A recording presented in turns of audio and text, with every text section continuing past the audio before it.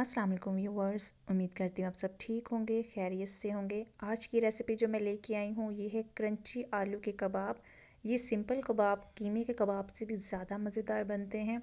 आप इनको बच्चों के लंच में, बच्चों की पार्टीज़ में और घर में टी टाइम में भी बना के खा सकते हैं। ये बहुत क्रंची और मज़ेदार बनते हैं। तो चलते हैं आज की रेसिपी की तरफ जाने से पहले मेरी सबसे रिक्वेस्ट होगी, अगर आप मेरे चैनल पर नए हैं तो सब्सक्राइब कर दें मेरे चैनल को, लाइक कर दें, शेयर कर दें विद फ्रेंड्स एंड फैमिली। और अगर आपने अभी तक बेल आइकन को प्रेस नहीं किया तो बेल आइकन को प्रेस कर दें ताकि टाइम टू टाइम मेरी इस तरह की वीडियोस आप तक पहुंचती रहें। बॉयल पोटैटोज़ को मैंने अच्छे से मैश करके ले लिया है। इसके साथ मैं ऐड करूँगी चिकन श्रेडिड। चिकन को बॉयल करके अच्छे से श्रेड कर लिया है।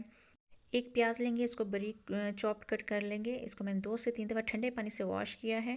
2-3 हरी मिर्च ली हैं, इसको भी बारीक बारीक कट कर लिया है। और एक प्याली हरा धनिया ले लेंगे, इसको अच्छे से वॉश करके चॉप करके ऐड किया है। यहाँ पे मैं मसाले लूँगी, जितने भी मसाले हैं वो टीस्पून के हिसाब से लूँगी। 2 टीस्पून मैंने यहाँ पे जो है सूखा धनिया लिया है। 2 टीस्पून ही मैंने पिंक सॉल्ट का ऐड किया है।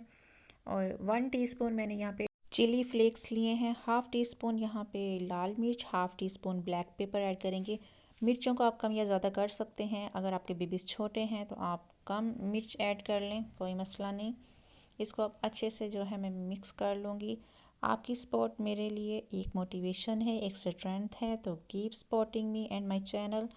कबाब बनाने की बारी आती है। आप कबाब बनाने के लिए मैंने यहाँ पे मोज़रेला चीज़ ऐड की है। मेरे घर पे बनी होती है, इसलिए ये जो है क्रश की रखी हुई है मैंने। अगर आप बाहर से लेंगे तो वो आपको क्रश नहीं मिलेगी, वो आप स्लाइस ही ऐड करें तो वो ज़्यादा इजी हो जाता है। लेकिन मेरे पास अवेलेबल नहीं थी, मेरे घर में यही अवेलेबल थी तो मैंने इसी को ही ऐड कर लिया।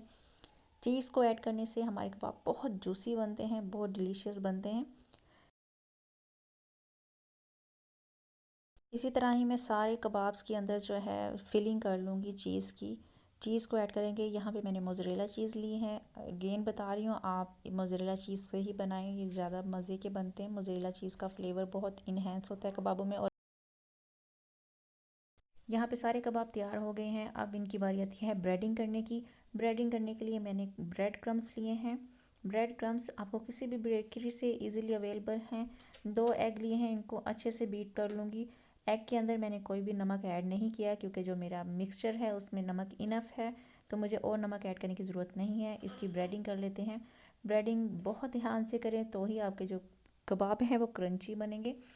एक हैंड से आपने एग लगाना है कबाब को और जो आपका दूसरा हैंड होगा उससे आपने क्रम्स लगाने हैं। इस तरह से इजीली जो है सारे कबाब जो हैं बन जाएंगे और ब्रेड क्रम्स ख़राब नहीं होंगे आपके। ये देखें, नीटनेस से भी इसी से ही आती है। यही आज की टिप है। इस टिप को आप फॉलो करेंगे तो आपके बहुत इजीली सारे कबाब बनेंगे। कबाब के ऊपर ब्रेडिंग हो गई है और यही टाइम है आप इनको फ्रीज़ करके स्टोर कर सकते हैं 1 महीने के लिए। मैं इनको स्टोर करके ही रखती हूँ ताकि जब भी ज़रूरत पड़े आप इसको गर्मा गर्म जो है बनाएं और खाएं। आगे रमज़ान शरीफ भी बहुत करीब हैं। रमज़ान की इफ़्तारी के लिए भी ये डिश बहुत बढ़िया है। इसको आप बनाएं और इफ़्तारी में सबको सर्व करें। ये बहुत मज़े के बनते हैं। इनको फ्रीज़ करके रख लें ताकि आपका टाइम भी ज़्यादा वेस्ट ना हो। अब मैंने इनको फ्राई कर रही हूँ। फ्लेम को मीडियम टू हाई रखेंगे, लो नहीं रखनी। ये क्रम्स जो है ये मेरे मोटे थे क्रम्स, जो मैं बाय करके लाई थी, ये फ़िश क्रम्स थे, तो इनको ज़रा ज़्यादा टाइम लगा है और मैंने इनको हाई फ्लेम पे ही, मीडियम टू हाई फ्लेम में ही मैंने इनको फ्राई किया है। तो यहाँ पे ये देखें माशाल्लाह तैयार हो गए हैं। बहुत डिलीशियस और बहुत मज़ेदार बने थे। उम्मीद करती हूँ आज की रेसिपी मेरी पसंद आई होगी। अपनी दुआओं में मुझे याद रखें। अल्लाह हाफिज़।